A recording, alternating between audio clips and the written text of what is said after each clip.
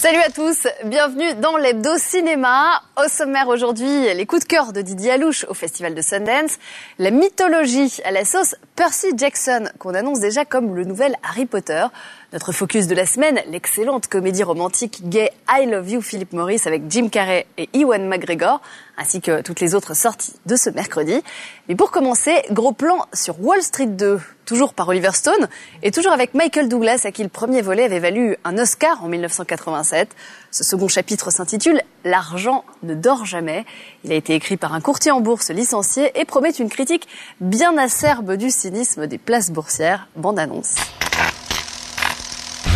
Certains feraient tout par amour. Jim Carrey, lui, fait vraiment n'importe quoi et on le comprend pour les beaux yeux d'Ewan McGregor dans l'excellent I Love You Philip Morris.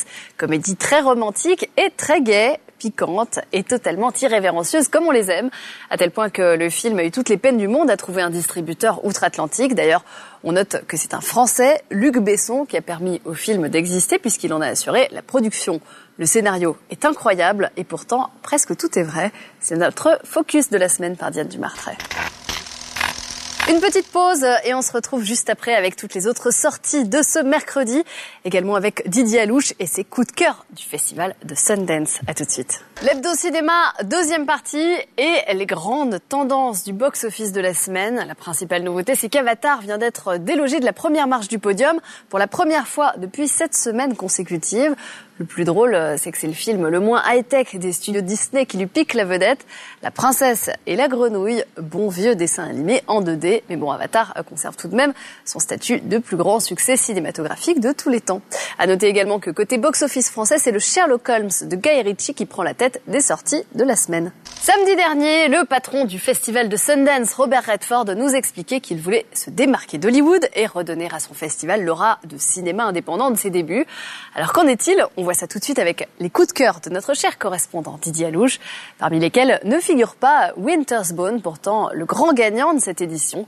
L'histoire cruelle d'une ado à la recherche de son père, trafiquant de drogue. Pour tout le reste, eh bien, suivez le guide. Il s'appelle Percy Jackson et pourrait bien supplanter Harry Potter dans le cœur des amateurs d'adaptation de romans fantastiques. Percy Jackson, le voleur de foudre, est le premier volet d'une saga qui mêle mythologie grecque et années collège.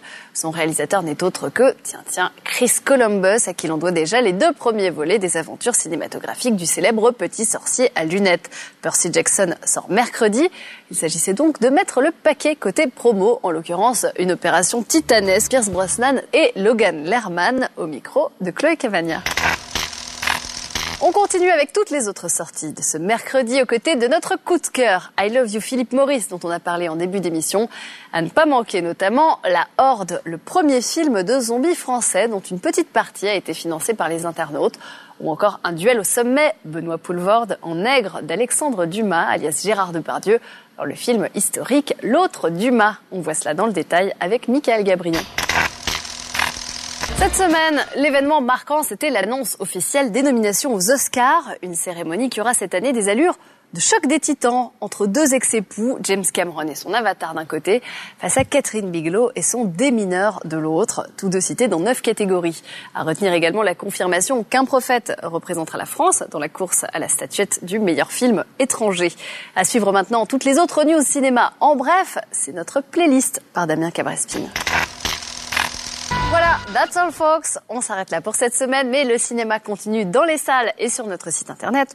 On se quitte avec cette phrase de George Clooney, qui est donc en lice pour l'Oscar du meilleur acteur. Il nous dit avec beaucoup de philosophie que le pire des échecs, c'est de ne pas avoir essayé. Sur ce, je vous souhaite un très bon week-end. À samedi prochain. Ciao!